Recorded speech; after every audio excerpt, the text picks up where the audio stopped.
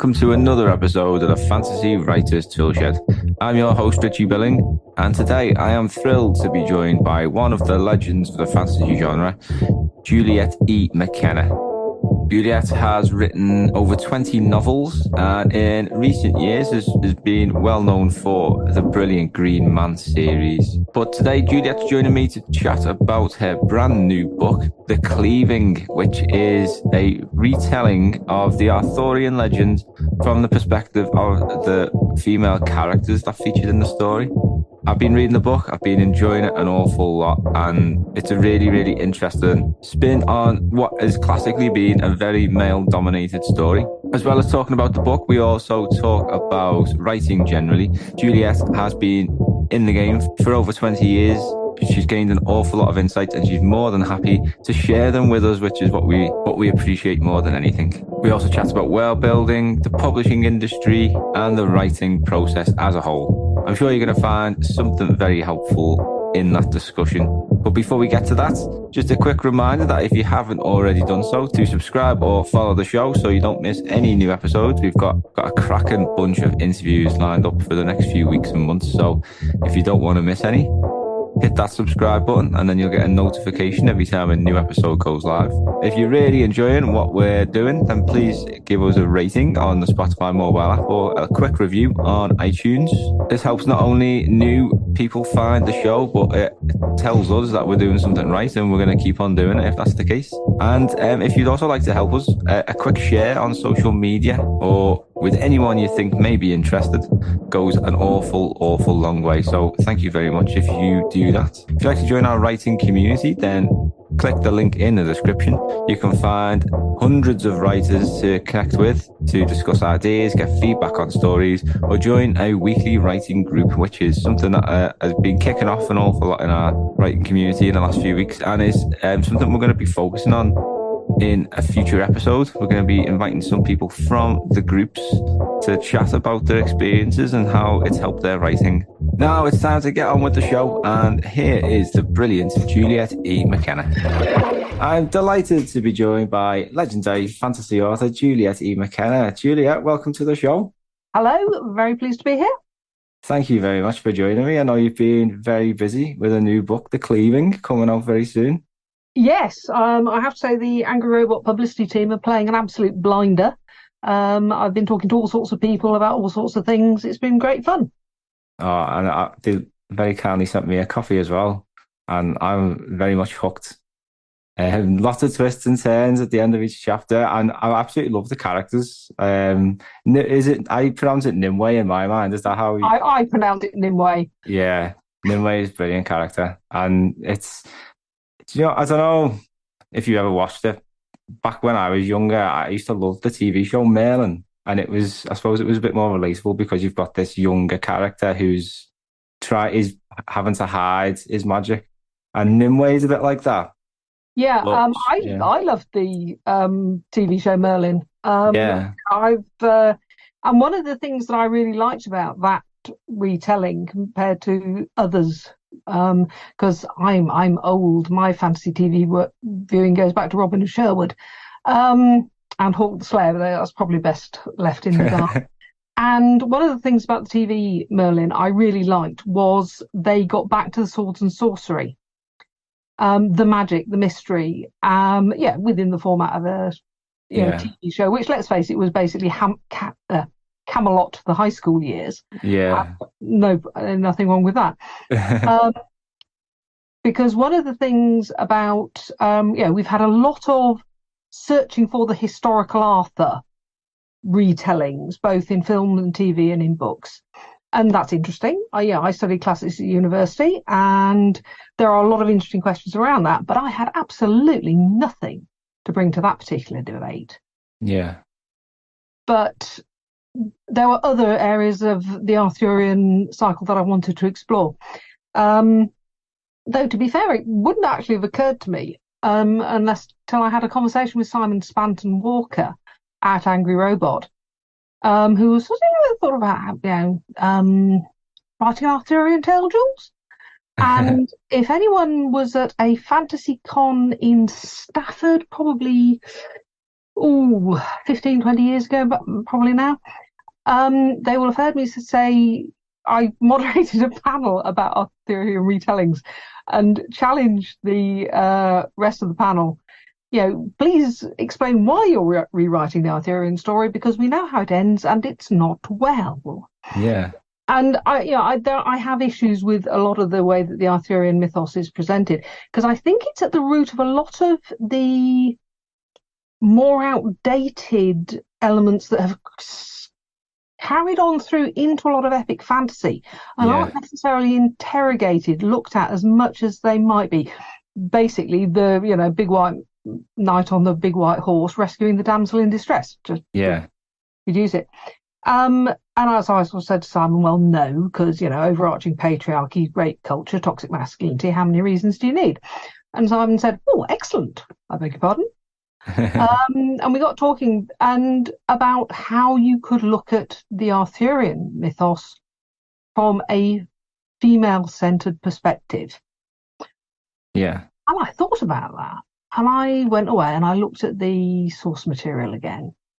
And one of the things that struck me was in most of the classic retellings, the women come into the action when they are doing something to further the plot, having something done to them to further the plot. And once their function as a plot coupon has been used, they go off stage. Yeah. And presumably sit in a cupboard. But actually, if you start drawing up a timeline, you start to see where these women will have overlapped, where they will have known each other, where they will have been in the same places. And one of the things about women, we talk to each other. And once I started thinking along those lines, all sorts of fascinating possibilities appeared. And also, one of the things about going back and reading the source material, particularly Thomas Mallory, the Morte d'Arthur, however you do pronounce that, there are magic swords all over the place. There are strange places. There are unearthly realms. There are female sorcerers. And I thought, there's a lot I can get to grips with here. And I had great fun doing that. Oh, well, you can really tell. Like it doesn't feel, because it is set in the sort of historical setting, isn't it? But it doesn't feel like that. It feels a lot more magical. It's just grabbed me straight away. And I think I mentioned to you before we started, I'm really bad for getting drawn into books, and I'm so grateful when a book does hook me. And the story is just packed with so much action, and the characters are so interesting. Like, I think your portrayal of Merlin is a really interesting one. Like, he seems very flawed. He's got this belief that I'm guessing it comes from his magical abilities and his ability to sort of foretell the future. That he sort of feels that he has to follow this noble path, but he, at the same, like, Nimue is a great sort of counterbalance to that by pointing out the stupidity of the things that he's doing. Well, one of the most dangerous things in the world is someone who is convinced they're doing things for everybody else's good, or the greater good. In a lot of ways, this took me back. I started out writing epic fantasy, swords and sorcery. I'm better known these days for the Green Man books. But back in 1999, my first novel, The Thief's Gamble, was a absolutely straight down the middle swords and sorcery epic fantasy. And one of the drivers behind that plot was the question, why don't wizards rule the world? Well, there are various reasons why they don't in those books, the Tales of Inarin. But actually, one of the things when I was looking at Merlin and what he does, again, looking at what he does through the core thread of the Arthurian mythos, basically the same question applies to him. Yeah. And this book offers some answers. Yeah. No, it's brilliant. I think your portrayal of Uther is a really great one as well. One scene in particular, I'm not going to mention it because it'll give it away. But I think he just came across as such a villainous person. And again, he seems to sort of feed off Merlin's sort of belief in himself. And one of the things, when you, again, going back and reading the source material, particularly Geoffrey of Monmouth, And you look at what the uses are for the story. And one of the things about Uther is he is a great war leader. Yeah. And that, again, is very firmly established in the tradition. And I mean, you mentioned the sort of historical basis. I have studied history formally and informally for 40 years now. And I've studied a lot of military history because I've been writing sword and sorcery and epic fantasy, but also just because I'm very interested in it. And great military leaders have various qualities that frequently do not make them very nice people. Definitely. And so that was one of the things that I drew on for creating Uther as a sort of a fully rounded, fully believable character. Because one of the big challenges about writing anything Arthurian is we're dealing with a lot of archetypes here, but you absolutely cannot let them slide back into stereotypes. Yeah. They've got to be fully rounded, fully convincing, genuine human beings. Yeah, you nail it with Uther. He's very masculine, sort of. He's that typical war leader. He's impatient. He just wants things done immediately. But he's also quite insecure. I get the sense that he sort of relies on Merlin for an awful lot of things. Well, I mean, it's classic. If you're going to shoot at the king, you better not miss. Yeah. Uneasy lies the head that wears the crown. There are, pick your famous quotation. Yeah. So I think since we've touched on the characters, that's a good sort of place to sort of dive into. Yeah. Really love Nimue. I think I mentioned this again. She's such a brilliant person to follow. Can you give us a bit of an insight into your character creation process, or if you have one at all, if you just sort of create the character and get to know them as the story goes on? They need a drive. They need a motivation.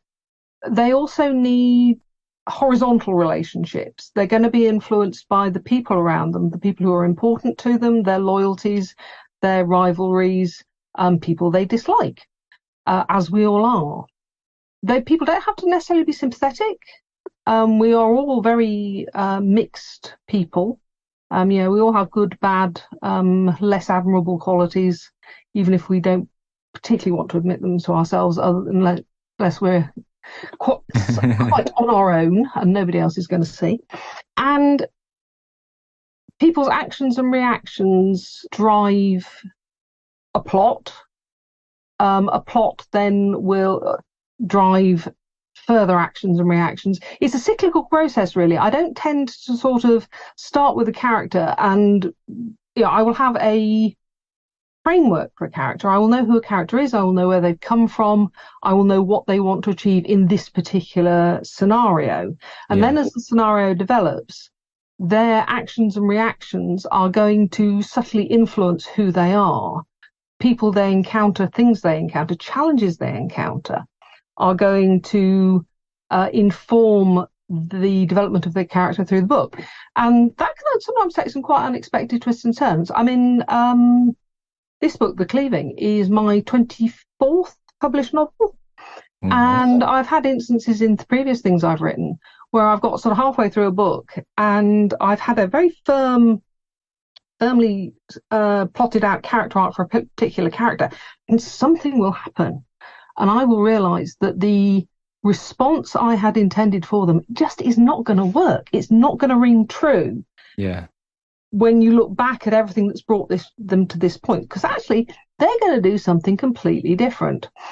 Yeah. Which is going to have knock-on effects for all sorts of other people. So character development for me is an ongoing process through the course of a book. Yeah. And I would say that is as much as true in The Cleaving as anything else. And one of the challenges that I saw lurking in the long grass as I started writing this book was how I was going to write Guinevere. Because Guinevere is the archetypal damsel in distress, demure maiden, who inexplicably commits adultery, which is a bit sort of, excuse me? Yeah. Quite often does not sit well in the retellings. And back in the day when I was a bookseller, this would have been the early 90s, there was a flurry of quasi-historical romance fantasies featuring assorted half-baked Guinevere's. And they were so wet you could wring her out. And also writing a good girl is very, very difficult. Yeah. But by the time I reached that point in the book, Arthur's character had developed, Morgana's character had developed, Nimue character had developed based on her experiences to this point. You put the character of Guinevere into that mix, and then how Guinevere is going to act and react reveals her character. And actually, I found her a much more interesting character to write than I had necessarily expected to be the case. Oh, nice. I look forward to getting to that part of the story. Yeah. Yeah, nice.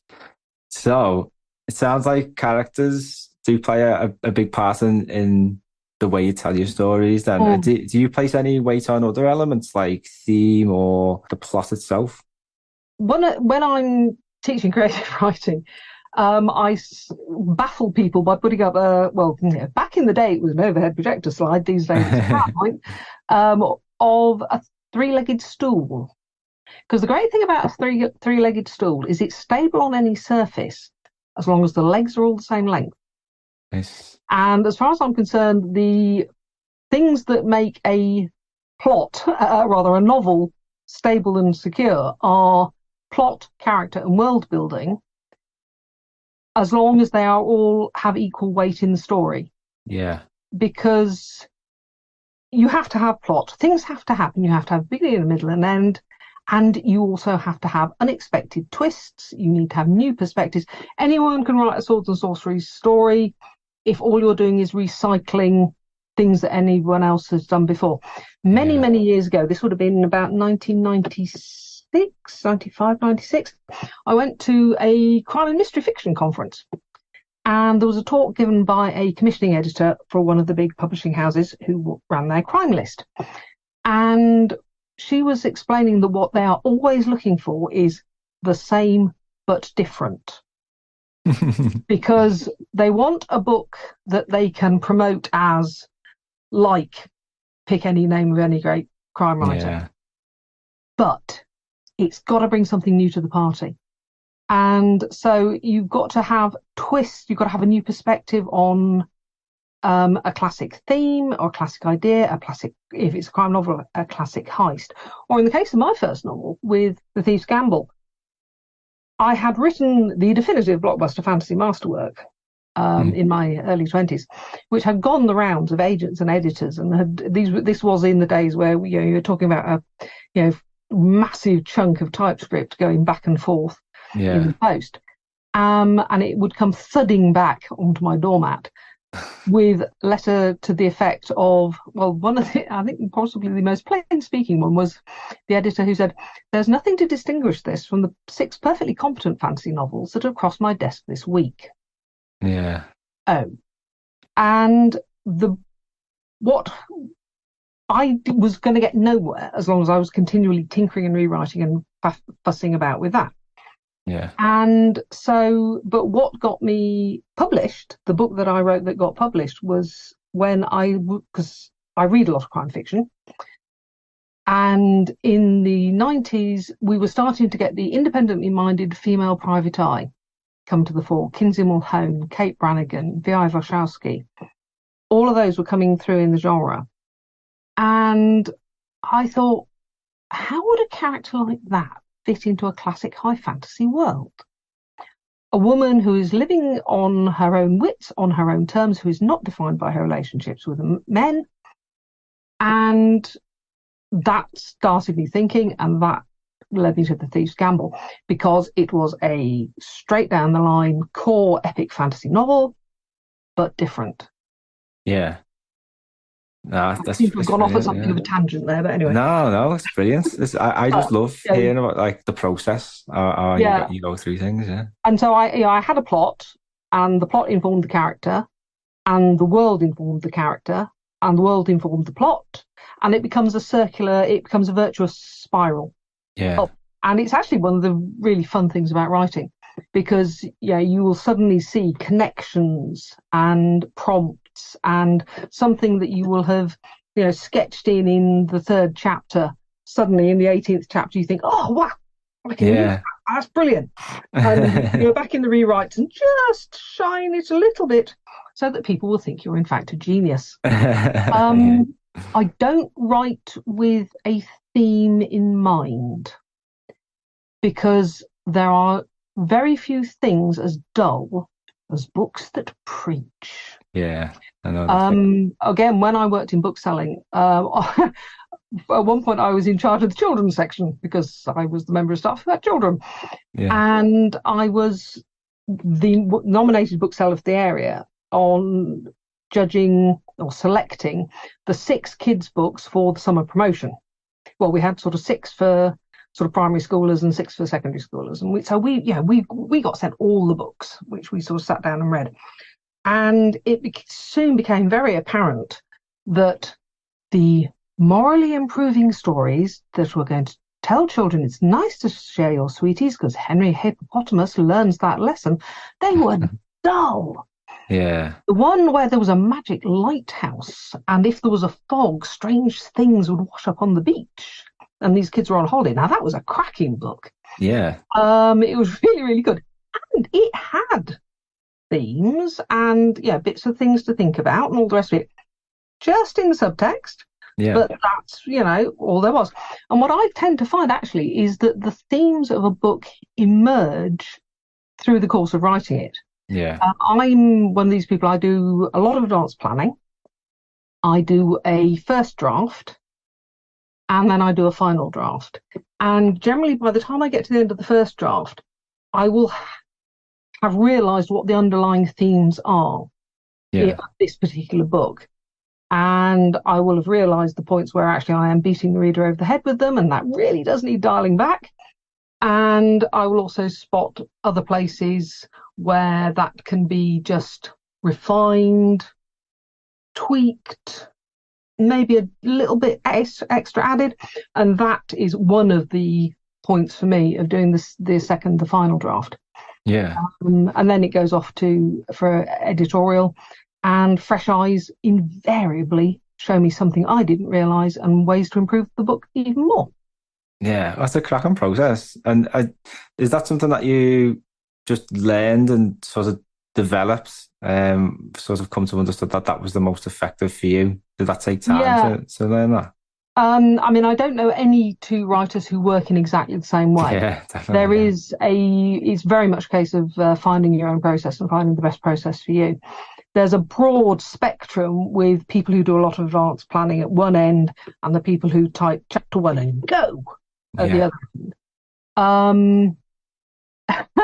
In a lot of ways, the way I plan my novels is very much like the way I used to plan my essays at university. Yeah. I would have, I would structure my argument. I would go and assemble all the bits of information I needed to support my argument, and then I would write my essay. And so, I will structure my plot. I will assemble all the bits and pieces I need to support my plot, which will also involve going away and doing some research and finding out exactly, what the whys and wherefores are about a particular thing. And then I will write rather than an essay, I'll write my first draft. Books are more complicated than university essays, and you do need more than one draft, I find. But that's always been the way I've worked, and it works for me.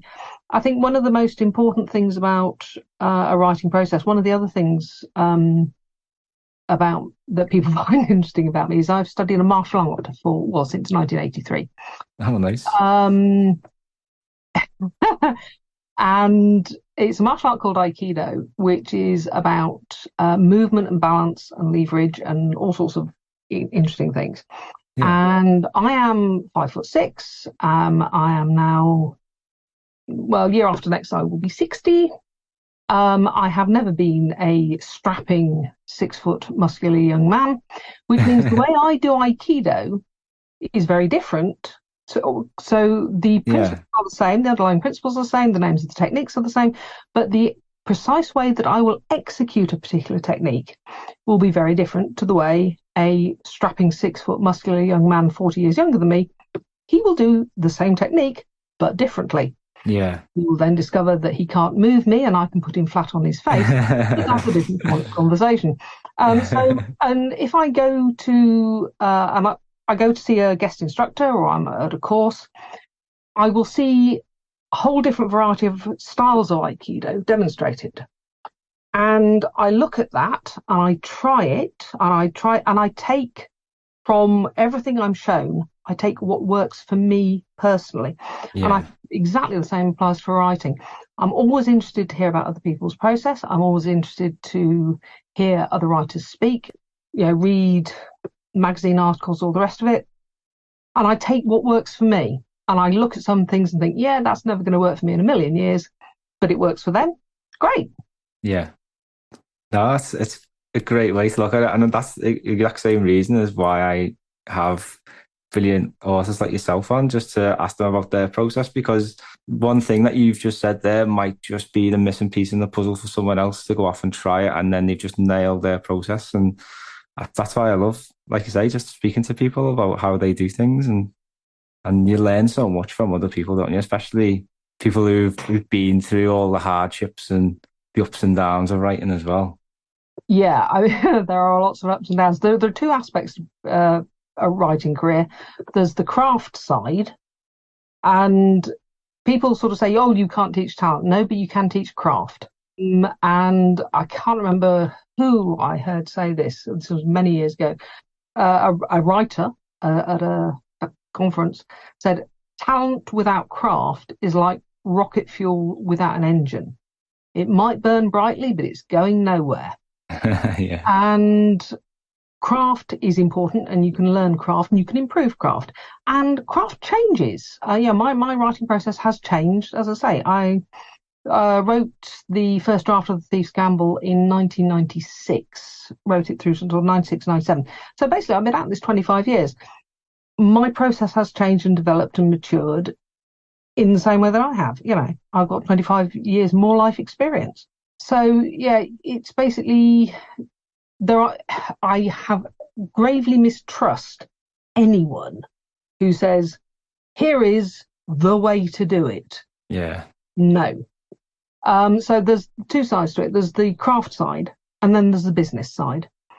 And if you want to make a career out of writing, then you also have to be very clued up on the business side. And I always have been. But again, I think that helps.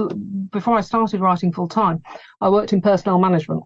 Yeah. And one of the things I dealt with was contract law. Oh, nice. So the first time, thrilling. or how not to end up at an industrial tribunal. Yeah. And one of the things that I did when I got my first contract was two things. Firstly, I went through it with a fine-tooth comb and worked out which clauses I was prepared to accept, which clauses I was not prepared to accept, and which clauses I wanted changing. Then I contacted the Society of Authors. And I'm actually on the management committee of the Society of Authors at the moment. I stood for election year before last. Oh, cool. And they advise on the business side. Yeah. And, so we sent back a letter saying, yes, thank you for your contract you have sent me. I would like to change this. I will not be accepting that. And can we please add these clauses? Which apparently a lot of beginning debut novelists do not do. Yeah. But so being aware of the business side, keeping up to date with things like Writer Beware is a fantastic resource. It's a website under the auspices of SUFWA, Science Fiction Writers of America. And Victoria Strauss just does an absolutely superb job highlighting scams and dodgy contracts and dubious clauses and all the rest of it. So we have the Society of Authors, we have the Writers Guild of Great Britain. And there's a lot of business information out there. And you also need to make sure that any advice you're reading is absolutely up to date. Yeah. Because when I started out, the business model was that you would write your novel, you would write maybe 1 and a bit novels a year.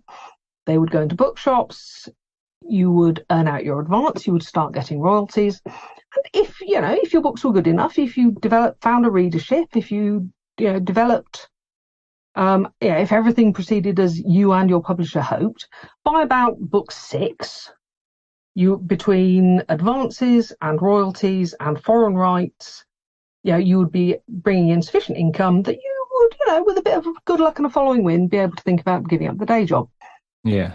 I still see magazine articles, how to write novels for fun and profit. Yeah. That assume that's still how it works. And that business model is dead as the dodo. Yeah. That is not how things work. That is not how things have worked for years. But I still see articles giving that advice to would-be writers. So you have to know that your advice is up to date. We are incredibly fortunate in science fiction and fantasy and horror that we have the convention circuit. Yeah. We have the likes of EasterCon and Chimera and FantasyCon and all BristolCon. No, God, I could list them endlessly, which are an absolutely excellent source of keeping current with the state of the market, the state of the business, the state of publishing, because it has changed out of all recognition since I started, and it continues to change and evolve. And for everything that I look back on and think, oh, why don't we still have the netbook agreement? These days there is something new where you're thinking, oh wow, that's a great opportunity. Digital downloads have absolutely transformed the audiobook sector. That is incredible. Direct writer to reader ebook sales have transformed what a writer can do with their backlist. So basically there are all sorts of opportunities out there, but you need to have current information if you're going to manage the business side successfully to sustain a career. It's so important. I think I'm so happy that you brought that up, because when I went to my first FantasyCon, I think it was back in 2020 in Birmingham, I think I came in on a Friday night and you were on a panel talking about this exact same thing and how the industry has changed, and you spoke so brilliantly about it, and you said a lot of the same things just then. So thank you very much for that. But yeah, you make a great point that it is a business, and I think I'm someone who's really sort of keen to get to that point where I'm making a living from me writing. And one step that I took was to sit down and do a business plan and work out where the money is coming from and where you can get the cash flow from. Like, something I learned, and it might be different for you because you sell a lot more books than me, but the royalties probably not the most the thing to rely on out of anything, because the profit margins are so slim. It depends what publishers you're working with. I mean, last year I did one of these sort of income surveys for, I think it was ALCS, and the biggest problem with that was it sort of said, please answer these questions about your current project. And I thought, I've got 5 projects on the go. And all of them are contracts with different clauses, different conditions, different payment rates, all the rest of it. You don't have to write with an aim to making a business from it. I think one of the things that is always important, if knowing what you're aiming to get out of writing, you want to make a living from it, brilliant, go for it. If you think you are going to get fame and fortune in the next 18 months, you're better off buying a lottery ticket. It's a lot of very hard work. Very rewarding. It's great fun. It's fine not to write to make a living from it. It is fine to write to explore interesting ideas. It is fine to write to explore ideas you've encountered in a book that you would like to take in a different way, that have sparked your imagination. It's fine to write for the simple pleasure of improving a craft skill. It's fine to write because writing brings you into contact with other people, and you make new friends, and you go to conventions, and you go to writers groups, and it's all great fun, and you enjoy yourself. All of those are absolutely valid reasons to write. If you want to write to make a living, you're almost certainly these days going to need a day job for a long time, if not always. And, when I first started out, people would say, because I had small children at the time, people say, what does your husband do to support your writing career? And I would say, he pays the mortgage. And people would go, oh, because, really? Yes, actually, really. Because my writing income we've always had a deal, the two of us. And when I started writing, it was very much an agreement between us that I would do my best while kids was, because I was at the sort of salary level where if I'd gone back to work after having kids, every penny I earned would have gone on childcare, and that struck us as a bit pointless. Yeah. And I was able to be an at-home mum because, and this is possibly the most fantastical and unbelievable thing you'll hear this evening, we could run our mortgage on one salary. This was the early 90s, and we had bought a small house in the early 80s. Yeah. So our deal was I would give it my best shot until the kids started school, at which point the childcare costs equation changed. And if nothing comes of it, I go back to work. By then, I had 2 books in print and a contract for 3 more. Brilliant. But we've always worked on the theory that my husband's income pays the bread and butter bills, and my writing income is the jam budget. Yeah. And there have been periods where the jam budget has refitted the kitchen or refitted the bathroom or taken us on a really nice holiday to Paris or other things. And there have been years when the jam budget has been absolutely next to nothing. So, my accountant, incidentally, I've had periods where I've worked without an agent. I've never not had an accountant. Yeah. Taxman comes calling. Yeah. My accountant tells me the technical term for a writer's income is lumpy. And so, basically, writers I know who it is always ups and downs. It is always ups and downs. And if you are embarking on looking for a long-term writing career, you have to bear that in mind. When the sun is shining, you make hay and you put plenty of hay in the barn because the cold winds of winter will come soon enough. Yeah, definitely. So I think like you say, snapping point. I think, like you say there, it's so important not to lose sight of why you do it, because it's something that a lot of people love to do. I personally, it's something that makes me happy, and I just want to do this every day. And if I can make money from it, that's like a dream come true. So I'm just trying to work towards achieving that dream. But I know it can be tough, and there's a lot of low points. And you just got to remember why you do it, and it's because it makes you happy and you love creating things. And I think these days as well, I started off with a contract with one of the big lists, one of the mass market publishers, because that was the best way, the doable way of doing it in the late 90s. So much has changed that I think some of it is incredibly challenging to get picked up by one of the big lists at the moment for a whole lot of reasons. But the proliferation of ebooks and really good quality print on demand, and the whole internet culture that's developed means we have an absolutely superb small press sector. Yeah. And anyone looking to get a start, I would recommend very seriously looking at the small presses that deal with what your particular interest is, and following that route, because you will learn a huge amount. And small presses frequently have the time, the commitment, and the leeway to devote to developing writers, to developing a new writer's skills, that somebody under a lot of pressure in a London office working for a multi-million multinational conglomerate run by people who run spreadsheets, they will not have that leeway. Yeah, it's a great point you make there. I always say look at them options as well that the small and indie presses offer, because like you say, they might not have the marketing budget, but they've got the time and efforts, or the time and the ability to help you improve your crafts. So and that's what you want starting out, isn't it? Let's not forget short stories. I started out writing a novel because my natural length is novels.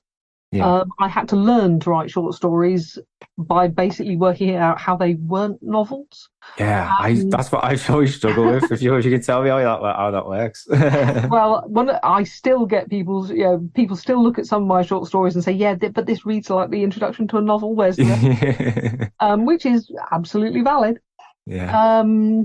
we are so fortunate in the genre, science fiction, fantasy genre, horror as well. We have magazines, we have short story markets. Whether that's there's magazines, there's Parsec, there's Interzone, there's various other ones, because clearly my mind has gone blank. We also have publishers like ZNB over in the States who do themed anthologies, which are I've written for quite a few of those. They're great fun to write for, they're great fun to read, and they always have a certain amount of slots reserved for debut writers. So if your natural length is the short story, go for it. And again, that can be a route into developing your craft, honing your skills, getting to the point where you are confident about trying something longer form. Yeah, definitely. Yeah. And something I like to use what short stories for is for world building.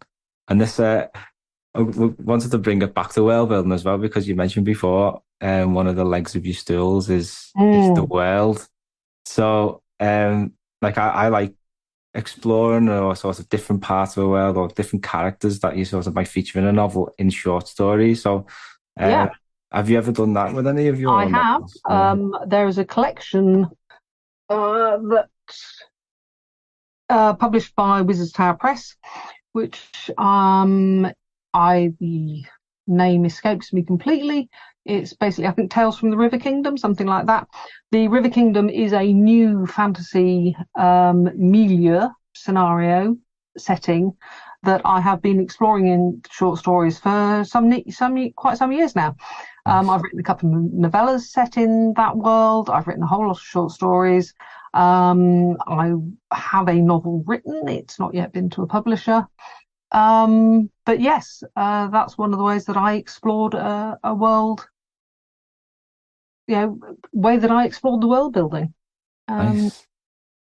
Yeah, it's a perfectly valid way to do it. Yeah.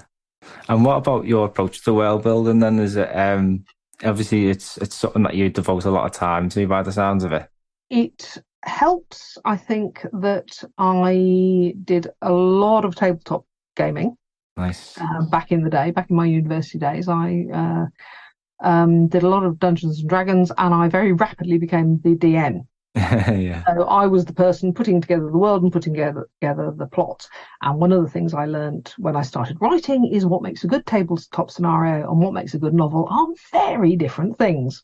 Yeah. But when it comes to world building, actually that's quite a good training, because you have to be prepared for, well, certainly with the people I was gaming with, for them to go completely off the track you had planned for them. You would set them up and you give them all sorts of hints that you want to go and explore this town, and they would come up with some absolutely undeniable reason to go 180 degrees in the other direction. So actually having a good, solid, well underpinned setting does make DMing for characters who can be players who can be relied on to do absolutely the unexpected thing does make that easier. One of the, and I have read an awful lot of fantasy fiction. I learned to read when I was 3, not because I was any sort of child prodigy, but my older brother is 2 years older than me. So he started school. Of an evening, he would be sat on the settee in the lounge with my mum doing his Ladybird Key Readers scheme, whatever it was called. And I would be sitting on her other side looking at the book and the pictures, and that's how I learned to read. Nice. And I have been reading fantasy fiction and historical fiction and myth and history ever since. So one of the things that I personally hate in fantasy fiction is when I'm halfway through a book and I suddenly realise, oh my giddy aunt, this is feudal China with different hats on. And somebody has taken a historical setting and basically just appropriated it wholesale without thinking it through. Because it's a bit like trying to wear the wrong size shoes, or fix somebody into a shirt that's either too long or too the sleeves aren't quite right, they've got to roll the cuffs up, the collar's too tight, whatever. As a fantasy setting, for me, it has to be unique, it has to be distinctive. I draw on all sorts of historical influences. Yeah. And one of my absolute aims is that people are not going to be able to point to anything in any of my fantasy settings and say, you got that from this place. Yeah. And I was really, really pleased. Quite recently, actually, I was talking to somebody about my Older Russian Compass books, and we were discussing the swords and the style of sword play. And they're described as single-edged curved blades. And a technical question came up, and I had to explain, well, actually, it's because that's the style of sword play I know how to do personally, because it's Japanese, and it's something I've learned through Aikido. And somebody said, so these swords are there sort of like katana? Well, yes, essentially. I didn't pick something like that at all. I thought it was like scimitar, Arabian Nights, and this, that, and the. Did you? Excellent. But the reason he thought that was he had clearly picked up on the elements of that culture that I had drawn from looking at Persian history and medieval Islamic sub-Saharan cultures. And that's clearly how sort of subliminally he picked up on various of those aspects, which had informed the picture he'd made in his own head of the swords. Yeah. So, yeah, fantasy settings need to have depth and they need to have breadth. And they need to be unique to you. Wherever you get your influences from, there is a wealth of excellent material out there in terms of, cultural history and social history. But basically, make it your own. Yeah. I think we had Adrian Tchaikovsky on the show a few months ago, and he said one thing, that simple thing that really helps to spin that sort of influence is just to ask what if. Oh, yeah. And then you just go down rabbit holes. Oh, yeah, absolutely. I mean, one of the really interesting things I've done recently, I must stop turning away from the microphone to look at my bookcases. Adrian wrote the first novel, Redemption's Blade, in the after the war setting. And then Justina Robson, who is another superb writer, wrote a second one called Salvation's Fire. And then me, Adrian, Frida Warrington, and K.T. Davis, that's K full stop, T full stop, not Katie, we each wrote novellas set in the same world. And that was absolutely fascinating to do. That's called The Tales of Cat and Fisher, The Art of the Steal. And that was great fun to do because we were all, as it were, world building together. Yeah. Even though we weren't actually collaborating on the stories, we were all writing our stories independently, but we were building on what had been already established, seeing areas where we could invent new and interesting twists, and we could pick up on something somebody had mentioned completely in passing and actually work something much more detailed and fully developed for the purposes of our own story from that. Great fun to do. Shared world stuff is really interesting. It's a bit like intellectual property work, work for hire. I've done story for Warhammer. I've done a couple of things for Doctor Who and Torchwood and things like that. It's not something I do a great deal of because it is very demanding. Anyone who thinks tie-in work is money for old rope, think again. Not a research. It is this very, very skilled craft. Yeah. But it's really interesting to do, to find originality within an inventiveness, within a set of constraints. It's a really interesting writing challenge. I've done a couple of shared world projects. It's really good fun to do and really interesting.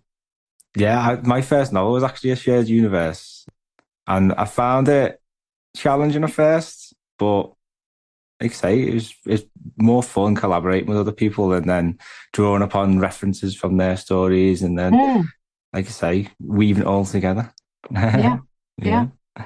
Brill. Do you still encounter any challenges when you write your stories? Yes. I have to say these days, most of the challenges I face are on the business side rather than the writing side. On the writing side, I am a planner. I am much less of a rigid planner than I was 25 years ago. These days, 25 years ago, absolutely every single, the story was broken down into chapters, into sub-chapters, almost into scenes. Some places I would have literally the beats of the dialogue mapped out. And these days I will have the main structure of the story mapped out, but I'm much more fluid, much more open about how I'll know I'm going from A to C to E. Yeah. I'll have an idea about B, and I will be fairly confident by the time I get to D, I will know what I need. I couldn't have done that 25 years ago. I would have just crashed and burned horribly. These days, as I say, Cleaving coming out next month. It's my 24th published novel. I've written novellas. I have written, I couldn't tell you how many short stories I've written in between times. Yeah. So I can trust my own subconscious process to come up with goods when I need them. Yeah. Most of the time. I have to say, when I was writing The Cleaving, we know how it ends. Yeah. But I also knew that had to be more than a field of bloody slaughter at the Battle of Camlan. Yeah. With all due respect to John Borman, it makes for great cinema. It does not make for a great novel. Yeah. And so I was writing, and I was, and by the time I get there, I'll know how that's going to work. And I got closer and closer and closer and closer, and was thinking, I really hope by the time I get there, I know how it's going to work. And then considerably later in the process than I had anticipated, it all clicked into place. Ah, nice. And I looked at it, I thought, wow, excellent. Yeah. Which was a huge relief. Trust the process. So, I think these days I have the confidence if I come up against something where I think, okay, well, that's what I was planning to do, and that is never going to work. I need to find something else. That character needs rethinking. That scenario needs rethinking. Okay, what do I do? Well, I have many, many good writer friends who I can bounce ideas off. I have many good non-writer friends who I can bounce ideas off. Frequently, a non-writer friend just has to sit there, make tea, open the wine, whatever, and go, Yeah. Oh, as you basically talk through an idea at them. Yeah. Like playing squash with yourself. Yeah.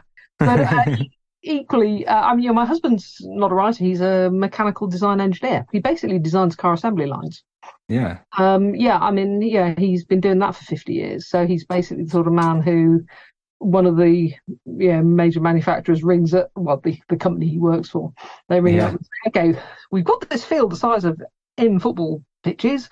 We want to put bits in this end and drive cars out of the other. How do we do that exactly? And my husband will lead the team that says, right, well, you need this many robots. You need this many conveyors, and this is how you do it. Yeah. So he is extremely good at logical progression. So if I've got a situation where it's, okay, I've got these people here and I've got them there and I need to get them to that, and I'll lay out the problem for him. And again, one of the reasons we've been together for, when did we get? We got together in 1985, so that's quite a long time ago. Yeah. Because we shared a love of fantasy and science fiction and the same music and the same films, all the rest of it. So he's very clued up about science fiction and fantasy, even though he's not a writer. So he's great for saying, well, what if they did that? Yeah. And that frequently will be the answer that I need.